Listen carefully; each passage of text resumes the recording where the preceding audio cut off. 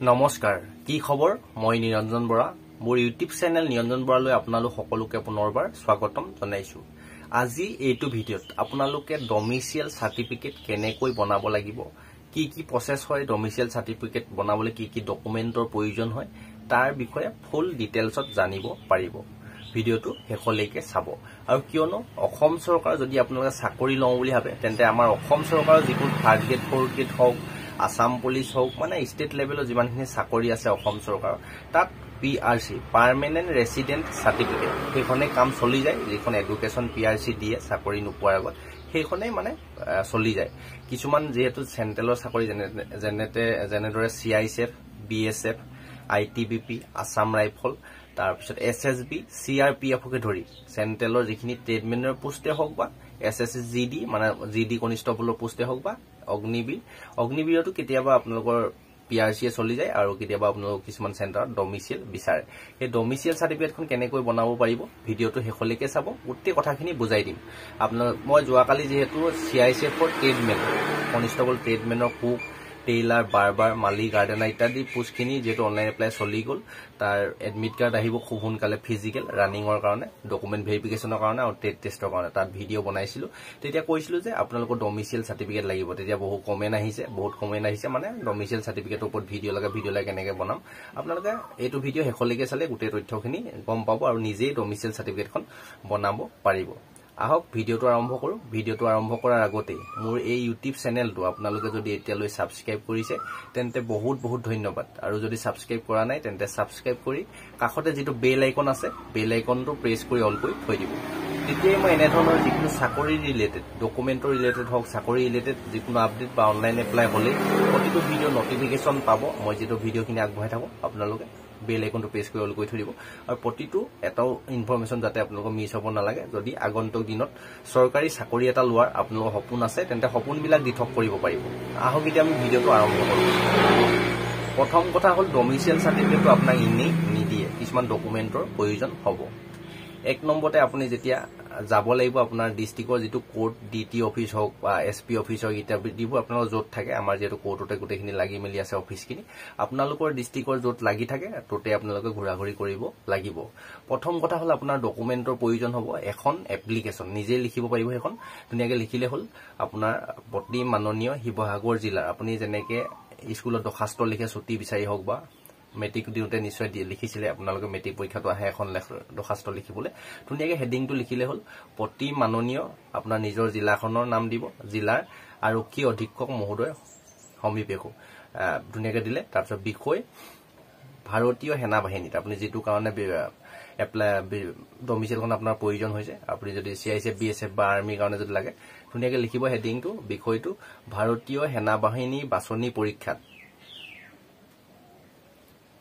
দিবৰ বাবে ভাৰতীয় সেনা বাহিনীৰ বাছনি পৰীক্ষা দিবৰ বাবে মোক ডমিচিয়েল সাৰ্টিফিকেট বিচাৰি আবেদন এই বুলি ধুনীয়াকৈ হেডিংটো লিখি গোটেইখিনি কথা ধুনীয়াকৈ অসমীয়াতে লিখিলেও হৈ যাব এপ্লিকেশন এখন ধুনীয়াকৈ নিজৰ এড্ৰেছ ভৰাই ইটি বুলি কৈ তলত যেহেতু এড্ৰেছ দিব লাগে গোটেইখিনি আপোনালোকে লিখি ল'ব দৰখাস্তখন সেইদৰে তাৰ পিছতে আপোনালোকৰ এডমিট কাৰ্ডটো লাগিব মেট্ৰিকৰ এডমিট কাৰ্ডটো লাগিব এক নম্বৰতে দুই নম্বৰতে আপোনাৰ প্ৰথম দৰখাস্তখন লাগিব মেট্ৰিকৰ এডমিটটো আৰু তাৰ পিছত ৩ নম্বৰটো হৈছে আপোনাৰ আধাৰ কাৰ্ড সেই তিনটা বস্তু লাগিব আৰু লগতে আপোনাৰ যিখন পিআৰসি আছে বা যদি পিআৰসি নাই আপোনাৰ ষ্টেটৰ যিখন কাষ্ট সাৰ্টিফিকেট আছে জেনেৰেল সকলৰ যেটো কাষ্ট সাৰ্টিফিকেট নাথাকে আপোনাৰ পিআৰসিখন লাগিব তাৰ পিছত আৰু আপোনাৰ গাঁওবুঢ়া যিজন থাকে তেওঁ এখন ডকুমেন্ট ধুনীয়াকৈ মানে এখন দৰখাস্ত লিখি দিব সেইকেইটা লৈ আৰু লগতে আপোনাৰ খাজানা ৰচিদখনো লাগিব আপোনাৰ যি আপডেট কপি হ'ব লাগিব বৰ্তমান যেতিয়া উলিয়াব তেতিয়ালৈকে খাজানা দিয়া কমপ্লিট সেই গোটেই কেইটা লৈ আৰু লগতে আপুনি যিটো পোষ্টৰ কাৰণে ডমিচিয়েল দৰকাৰ হৈছে যিটো চাকৰিত আপোনালোকে ইন্টাৰভিউ দিবৰ কাৰণে ডমিচিয়েলখন দৰকাৰ হৈছে তাৰ এডমিট কাৰ্ড লাগে যেটো এতিয়া এডমিট কাৰ্ড নহা আগতে আপুনি উলিয়াই থব বিচাৰিলে আপোনাৰ এডমিট কাৰ্ডৰ যিটো এডভাৰটাইজমেন্ট থাকে যিটো আপোনালোকে এপ্লাই হওঁতে অফিচিয়ালি নটিফিকেশন আহে সেই নটিছটো য'ত উল্লেখ থাকে ডমিচিয়েল লাগে বুলি পিআৰসি বুলি ডমিচিয়েল লাগে বুলি এই এডভাৰটাইজমেন্টটো আপোনালোকে উলিয়াই ল'ব লাগিব এটা কপি উলিয়াই ল'লে হ'ব য'ত উল্লেখ থাকে মানে সেইটো খালি প্ৰমাণ হিচাপে আপোনালোকৰ উল্লেখ থাকিব লাগিব যেটো প্ৰতিটো নটিফিকেশনতে পিআৰসি অব্লিক ডমিচিয়েল বুলি থাকে সেই কপিটো আপোনাৰ এডভাৰটাইজমেন্টৰ প্ৰথম কপিটো আৰু য'ত উল্লেখ থাকে সেই কপি দুটা আপোনালোকে প্ৰিন্ট কৰি উলিয়াই লৈ ডিস্ট্ৰিক্টৰ কোৰ্টত যাব তাত গৈ আপোনালোকে নিজে ঘূৰা-ঘূৰি কৰিব কোনোবা এজনক যদি দি দিয়ে তেতিয়া হয়তো আপোনাক পইচা ডিমান্ড কৰি দিব পাৰে বা কিছুমানত আজিকালি পইচা লোৱাটো এলাউ নাই আপোনাৰ চিনাকি মানুহ যদি আছে তেওঁলোকে কৰি দিবই ধুনীয়াকৈ আপুনি নিজেই তাত অলপ সোধা পোছা কৰিবগৈ লাগিব আমাৰ ডিষ্ট্ৰিক্টৰখিনি কথা ক'ব পাৰোঁ য'ত য'ত যাব লাগে আপোনাৰ ডিষ্ট্ৰিক্টত য'ত য'ত যাবলগীয়া হ'ব তাত আপোনালোকে সেই কোৰ্টত গৈ মানুহবিলাক অলপ সোধা পোছা কৰিব নিজে বহি থাকিলে নহ'ব হাত সাৱটি বা বেলেগৰ আশাত থাকিলেও নহ'ব য'ত য'ত যাবলৈ কয় চাৰ্কুল অফিচত যাবলৈ কয় আপোনাৰ SP অফিচত যাবলৈ কয় বা DC অফিচত যাবলৈ কয় আপুনি এটা মেনেজিং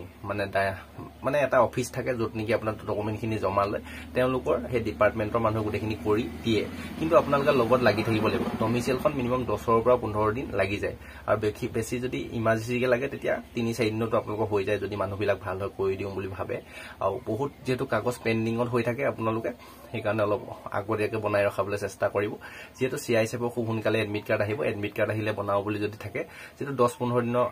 লাগি যায় সময় আপোনালোক কমপ্লিট নহ'বগৈও পাৰে আপোনালোকে সেইভাবে আগতীয়াকৈ বনাই ৰাখিব ডমিচিয়েল সাৰ্টিফিকেটখন আৰু কিছুমানে কৈছে সেইদৰে আপুনি বনাব লাগিব বুজি পালে নিশ্চয় আৰু এবছৰলে থাকে নে 6 মাহলে থাকে সেইখন ডকুমেণ্ট মই যেহেতু ডমিচিয়েল এবাৰে বনাইছো কিছুমানত বছৰৰ ভিতৰত মানে আপোনাৰ 5 বছৰ মানৰ ভিতৰত এখন ডমিচিয়েল সাৰ্টিফিকেটে কাম হৈ যাব কোনো কথা নাই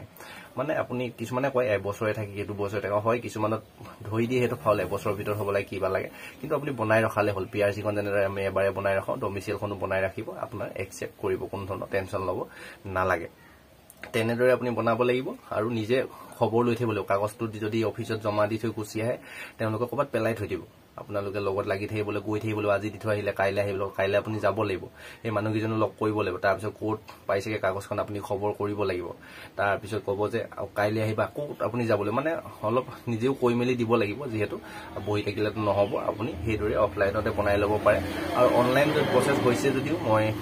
আপোনাৰ অনলাইনৰ প্ৰচেছটো কথা ক'ব নোৱাৰিম যেহেতু মই অফলাইনতে বনাইছো বৰ্তমানলৈকে অনলাইন হৈছে যদি আপুনি CSC চেণ্টাৰত যাব CSC চেণ্টাৰত গৈ হয়তো অনলাইন বৰ্তমানলৈকে হোৱা নাই চাগে আপুনি সুধি ল'ব যদি CSC চেণ্টাৰ কোনোবা আছে ওচৰে পাজৰে যদি অনলাইনত কৰি দিব পাৰে তেতিয়াতো ভালেই কথা আপুনি ক'তো যাবলৈ দৰকাৰ নাই ডাইৰেক্ট অনলাইনত এপ্লাই কৰি দিলে হৈ যায় আপুনি পৰাপক্ষত অফলাইনত বনালে মই যেটো প্ৰসেস কৰিছো সেইমতে আপোনালোকে বনাব লাগিব আৰু লগতে মেট্ৰিকৰ এডমিটখনো আপোনাৰ লাগিব হেতু হেতু ক'বলৈ থাকি গ'ল মোৰ এইকিটা ডকুমেন্ট হলে আপুনি ডমিচিয়েল সাৰ্টিফিকেটটো বনাব পাৰিব যেটো সেন্ট্ৰেলৰ যিবিলাক চাকৰি থাকে ট্ৰেডমেন হক জিডি হক তাক PRC খনো দেখাব লাগিব আমাৰ অসমৰ আৰু আপোনালোকৰ ডমিচিয়েল সাৰ্টিফিকেটখনো লাগিব তেতিয়াহে আপোনালোকে ডকুমেন্ট ভেৰিফিকেচনত কোৱালিফাই কৰিব এইখিনিয়ে গোটেই তথ্যখিনি দি দিলো ডমিচিয়েল সাৰ্টিফিকেট কেনেদৰে বনাব আপোনালোকৰ ভিডিওটো ভাল পালে লাইক কৰি দিব আৰু যিমান লগৰ বন্ধু বান্ধৱী আছে সকলোলৈকে শ্বেয়াৰ কৰি দিব আৰু যদি বুজি পোৱা নাই তেন্তে তলৰ কমেন্ট বক্সত কমেন্ট কৰিব আৰু যদি কিবা কথা বুজি পোৱা নাই মই নিশ্চয় আকৌ বুজাবলৈ আপোনালোকক চেষ্টা কৰিম আৰু ডেসক্ৰিপচনতে যেটো WhatsApp গ্ৰুপৰ লিংক আছে তাতে গৈ যেটো গ্ৰুপ এডমিনৰ নম্বৰ আছে তাতো গৈ প্লেনে আপুনি পোনপটীয়াকৈ সুধিব পাৰে মোক পাৰ্সনেলি যদি একেবাৰে বুজি পোৱা নাই বা একো কথাই ধৰিব বনাই তেতিয়া ভিডিওটো দুবাৰ তিনিবাৰ চালে নিশ্চয় ধৰিব পাৰিব চেনেলটো সাবস্ক্ৰাইব কৰি ৰাখিব ডেসক্ৰিপচনতে WhatsApp গ্ৰুপৰ লিংক টেলিগ্ৰাম চেনেলৰ লিংক আৰু ইনষ্টা আইডি দি থোৱা আছে ফলো কৰি ৰাখিব আজি ভিডিওটো পৰা ইমানতে বিদায় লৈছো নেক্সট আকৌ অন্য এটা অতি গুৰুত্বপূৰ্ণ ভিডিও হতে আপোনালোকক লগ পোৱাৰ প্ৰতিশ্ৰুতি ধন্যবাদ